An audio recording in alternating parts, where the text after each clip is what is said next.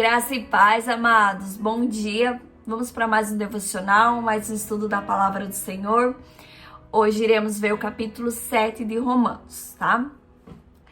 No capítulo 6, Paulo traz que os cristãos não estão mais debaixo da lei, mas sim da graça de Jesus, né? E aí ele vai dando continuidade e aqui ele traz três pensamentos diferentes. O primeiro é onde eles acreditam, né? O primeiro pensamento é que eles acreditam que a salvação vem pela lei, né? O segundo, eles colocam a culpa na lei. Já falam que a lei gera ali o pecado, né? E o terceiro, ama a lei. Segue a lei por amor, né? E aí vamos aí no decorrer do capítulo 7, identificando cada pensamento. Inicia no versículo 1 aqui. Não sabeis vós, irmãos, pois que falo aos que sabem a lei, que a lei tem o domínio sobre o homem por todo o tempo que vive? Porque a mulher que está sujeita ao marido, enquanto ele viver, está ligada pela lei do marido. Mas, morto o marido, está livre da lei do marido. De sorte que, vivendo o marido, será chamada adúltera, se for de outro marido. Mas morto o marido, livre está da lei. E assim não será adúltera, e se for de outro marido. Assim, meus irmãos, também vós estáis morto para a lei pelo corpo de Cristo, para que sejais de outro, daquele que ressuscitou dentre os mortos, a fim de que demos fruto para Deus. Aqui foi do versículo 1 ao versículo 4. Aqui Paulo usa uma metáfora, né, do casamento. Mas o que ele quer dizer? Que nós tínhamos um relacionamento com o pecado, né? Quando Jesus morreu na cruz, o pecado morreu, porque nós tivemos uma nova aliança, né? Uma ligação com Cristo, um casamento com Cristo. Então nós somos justificados por Cristo, salvo através dele, e não mais pelo pecado, né? Então ali nós não somos mais salvos pela lei, mas sim por Jesus que morreu e ressuscitou por nós, né? E aqui ele fala dos frutos, né? O fruto é a santificação nossa através de Jesus Cristo. Aí continua. No versículo 5 ele diz assim: porque quando estávamos na carne, as paixões dos pecados que são pela lei, obravam em nossos membros para darem frutos para a morte. Mas agora estamos livres da lei, pois morremos para aquilo em que estávamos retidos, para que sirvamos em novidade de espírito, e não na velhice da letra. Que diríamos, pois? É a lei pecado? De modo nenhum, mas eu não conheci o pecado senão pela lei. Porque eu não conheceria a concupiscência se a lei não dissesse, não cobiçarás. Mas o pecado, tomando ocasião pelo mandamento, obrou em mim todas as concupiscências, porquanto sem a lei estava morto o pecado. Foi aquilo que eu disse, aqueles que acreditavam que a lei, que o pecado, ele aumentou a lei, né? É como se, um exemplo, né? A gente fala para a criança: ó, vou deixar esse objeto aqui, uma tesoura aqui, você não pega, tá? Porque é perigoso. A criança vai ficar tentada a pegar, porque nós chamamos a atenção para ele, falando assim, ó, não mexe nisso, né? E é isso que ele quer dizer, que quando a lei veio, chamou mais atenção ao pecado, né? Antes a criança podia passar por aquela tesoura e não mexer, né? Mas como nós falamos, ela vai ficar tentada a mexer. É isso que ele queria dizer, né, aqui nesse trecho, né, nesses capítulos. Mas a lei, ela nos traz uma revelação do que é certo e do que é errado. Porém, a criança podia pegar na tesoura e se cortar, se furar, não é verdade? Ela iria cometer, é como se nós cometesse o pecado, sem saber que aquilo era pecado, né? Nós tínhamos consciência do erro, mas não sabíamos se era certo ou errado. E a lei nos esclarece, nos mostra, ó, isso aqui é errado, isso aqui não pode ser feito, né?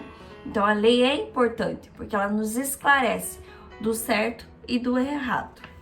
Aí continua aqui no versículo 14.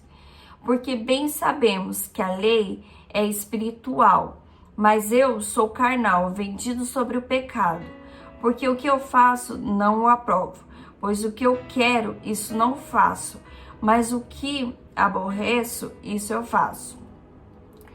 Aí continua, de maneira que agora já não sou eu que faço isso, mas o pecado que habita em mim. Porque eu sei que em mim, isto é, na minha carne, não habita bem algum. E, com efeito, o que querer está em mim, mas não consigo realizar o bem. Aqui ele está falando sobre a luta, né, do espírito e a carne. Nós somos carne e temos o Espírito de Deus, né? Quando Jesus morreu, ele deixou veio o Espírito de Deus sobre nós. Então, essa luta entre a carne e o espírito. Então, quando eu quero fazer o bem, a minha carne luta contra isso. É a luta entre a carne e o espírito, né? Então, nós precisamos o quê? Estar cheia do Espírito de Deus, ligados a Ele ali, buscando constantemente a Deus, né? Para estarmos cheios e conseguir lutar contra a carne, conseguir lutar contra o pecado. E a gente só conhece o que é certo e errado através da lei. Então, a lei complementa, né? Esse nosso ato, nossa luta contra a carne. Então, temos que buscar sempre mais e mais a Deus para estarmos cheios dele e conseguir fazer as coisas boas, as coisas certas. Porque senão, naturalmente, a nossa carne é pecaminosa e ela vai errar, né? Vai nos levar a pecar. E ele encerra no versículo 24 dizendo assim: miserável homem que sou, quem me livrará do corpo desta morte? Dou graças a Deus por Jesus Cristo nosso Senhor.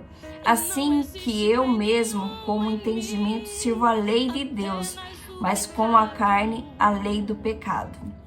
Então, amados, aqui ele mostrou que nós sozinhos, nós não iríamos alcançar a salvação.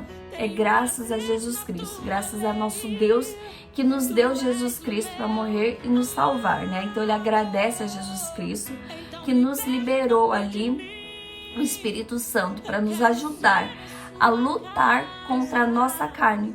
Porque se a gente for só pela nossa carne, se você acordar no seu dia a dia natural, você não vai buscar a Deus. É o Espírito Santo que está ali junto conosco, nos ajudando a encher o nosso espírito dele para nós lutarmos contra a carne e atender ali a lei de Deus, né? Seguir a lei. Então é isso que Paulo nos traz nesse capítulo, né? Que não adianta a gente sozinho tentarmos lutar contra a nossa carne, né? E ir lá na igreja buscar ali um pouquinho de Deus, né? Tentar só nos abastecer por momentos. Não, a gente tem que estar constantemente buscando, nos enchendo de Deus para conseguirmos lutar contra o Espírito, porque a nossa carne é pecaminosa, ela é errada, né? Então nós precisamos estar cheio de Deus, cheio do Espírito de Deus, tá bom? E é isso que eu entendi do capítulo 7.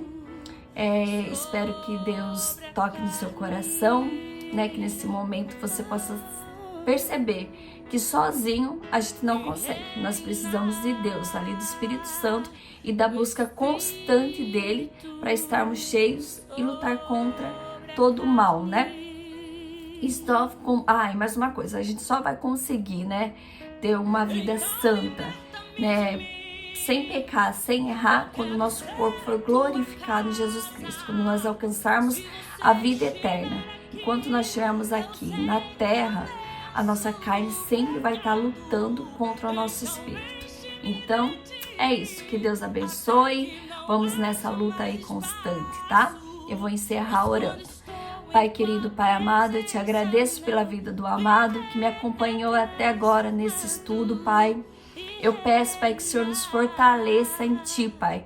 Pai, que seu Santo Espírito não desista de nós, que ele fique todo momento ali, ó, nos incomodando para buscar mais de Ti, para que nossa alma esteja cheia de Ti, para lutar contra a nossa carne, Pai, que nosso espírito esteja cheio de Ti, Pai querido.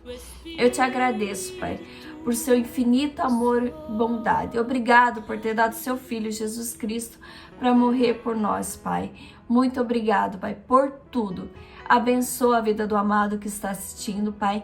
Enche esse lar de alegria e de amor nesse momento, Pai querido. O abençoa. Em nome do Senhor Jesus, amém. Deus abençoe, amados. Até o próximo estudo.